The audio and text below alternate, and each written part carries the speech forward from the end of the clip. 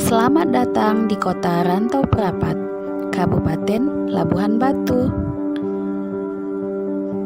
Ini adalah kota tempat saya tinggal.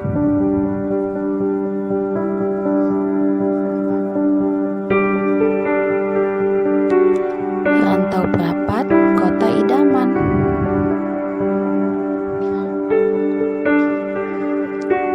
Dan ini adalah tempat saya mengajar.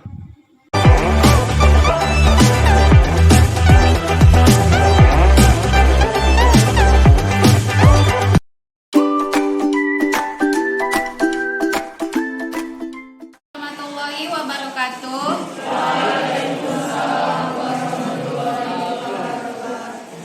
Dan selamat siang. Siang, Bu. Apa kabarnya, Nak? Alhamdulillah.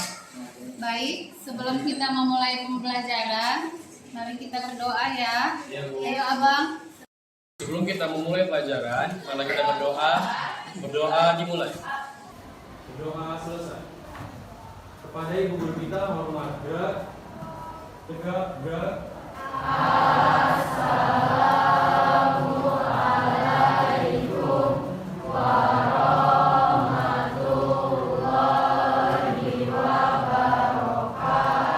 Waalaikumsalam warahmatullahi wabarakatuh. Kita ngecek kehadiran dulu ya. Sekretaris, siapa yang nggak hadir, Nak? Ada 4 orang, Bu. Ada 4, ya. Siapa, Nak? Adelia sakit, Delia sakit, ya. Izati sakit, Ijati sakit, Anissa sakit, Lisa sakit, sama Isna sakit. sama Isna sakit.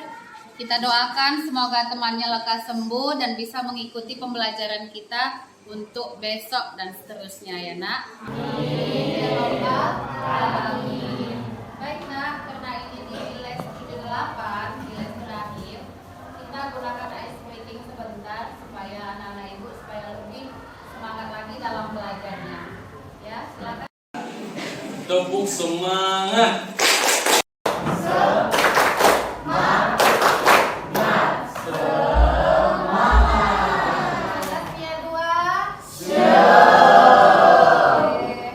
Ini kita masuk ke pembelajaran mengenai sistem pencernaan pada manusia. Sebelum kita memulai pembelajarannya, Ibu ingin flashback sedikit mengenai sistem peredaran darah yang kita sudah pelajari di minggu lalu. Masih ingat? Insya Allah masih ingat ya? Insya Allah masih Ingat. Ibu mau tanya dulu, terdiri dari apa saja komponen penyusun darah? Ya.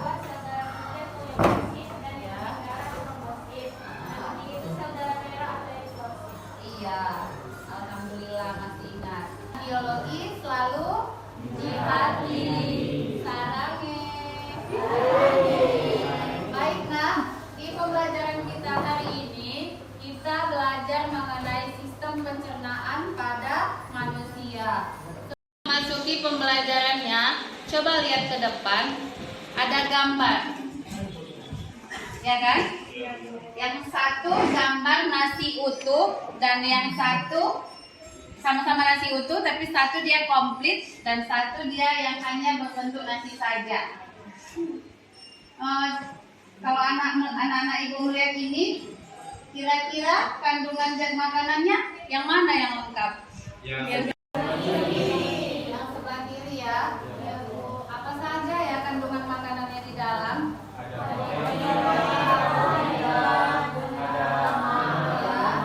Terus ada vitamin. Iya. Tujuan pembelajaran kita hari ini yaitu mengenai zat-zat makanan, fungsinya, dan faktor-faktor yang namanya penyusunnya, dan kita akan menyusun menu makanan seimbang. Jadi nanti di situ ada BMI dan BMR-nya. Akan menampilkan video pembelajarannya untuk anak-anak Ibu. Jadi nanti Ibu bagikan dulu sama anak-anak Ibu LKPD. Dan dalam LKPD tersebut ada beberapa permasalahan yang akan kamu Jawabannya muncul di dalam video. Makanya sambil melihat video pembelajarannya, anak-anak ibu sambil dilihat juga ininya ya, nak, LKPD-nya ya. Oke, baik. Sekarang silakan bagi LKPD-nya dulu, nak. Ambil nanti.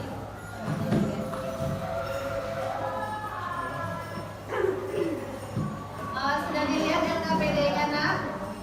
Ya, baik. Ibu akan menampilkan video pembelajarannya ya, nak. Silakan disimak video pembelajarannya. Dan makan malam.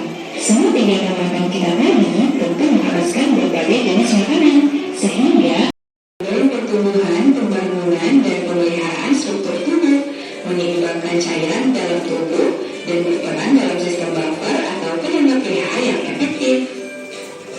Vitamin merupakan senyawa organik yang diperlukan tubuh untuk memperlancar metabolisme, namun tidak berfungsi menghasilkan energi. Vitamin diperlukan tubuh dalam jumlah yang sedikit, namun perannya tidak bisa digantikan. Zat-zat yang terkandung dalam makanan kita tadi berdasarkan jumlah kebutuhannya bagi tubuh dikelompokkan menjadi dua, yaitu zat makanan makro dan zat makanan mikro. Zat makanan makro yaitu zat makanan yang diperlukan tubuh dalam jumlah yang besar, antara lain berupa karbohidrat, protein, lemak, dan air. Zat makanan mikro adalah zat makanan yang diperlukan tubuh dalam jumlah sedikit, seperti vitamin dan mineral. Jadi dalam menyelesaikan LKPD-nya, Ibu beri waktu berapa menit, nak? 15 menit. 15 menit cukup? Cukup.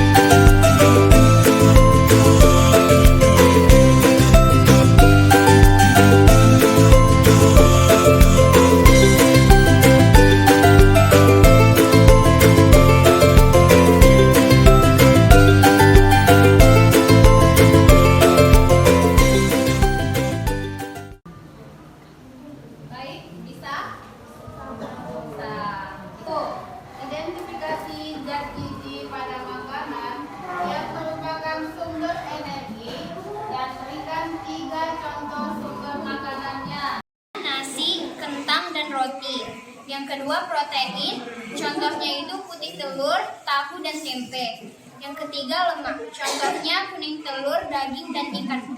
Apa manfaat mengetahui BMI dan BMR? Ya, kelompok 1. BMI bermanfaat untuk menunjukkan kategori berat badan. Melalui BMI kita dapat mengetahui apakah status berat badan kita termasuk kategori normal, berlebih, atau kurang. BMR bermanfaat untuk mengetahui kebutuhan kalori atau energi yang dibutuhkan seseorang dalam sehari. Iya. Daftar menu. Menu 1 ada nasi goreng untuk kebutuhan karbohidrat, ayam goreng untuk kebutuhan lemak dan protein, jus jeruk untuk kebutuhan vitamin, air, dan mineral. Untuk menu yang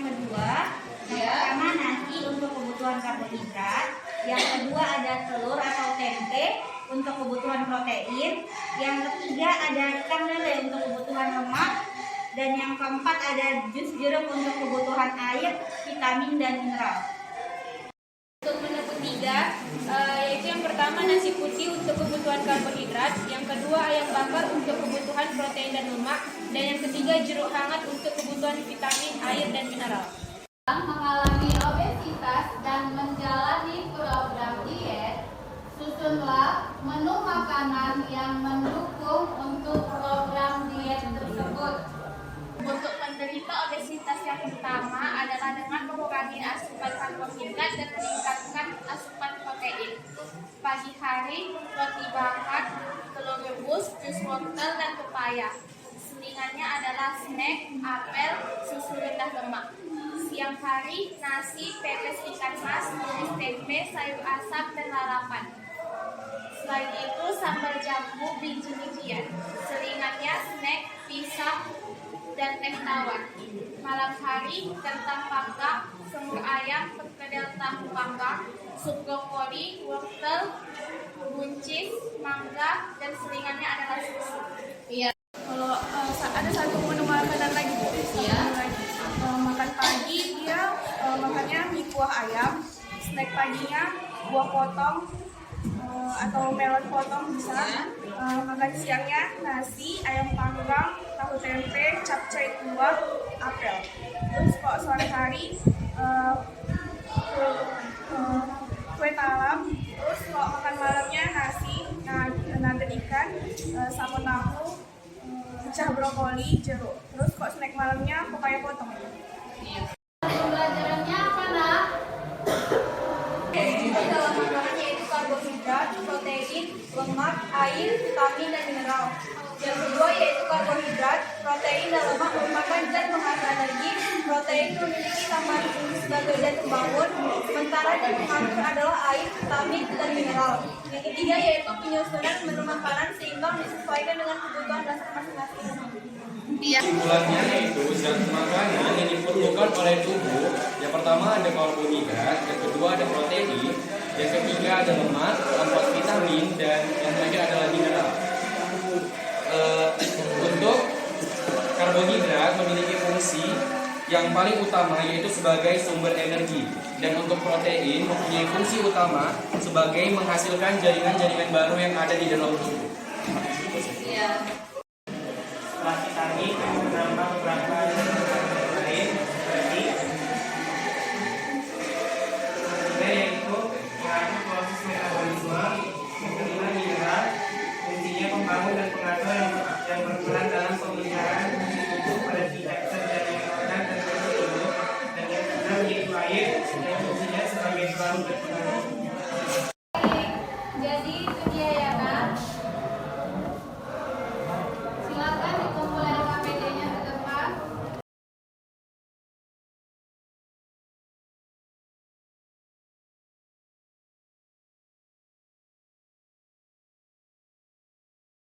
Di sini ada lembar refleksi untuk anak-anak ibu di setiap kegiatan pembelajaran. Silahkan diisi lembar refleksinya ya, Nak.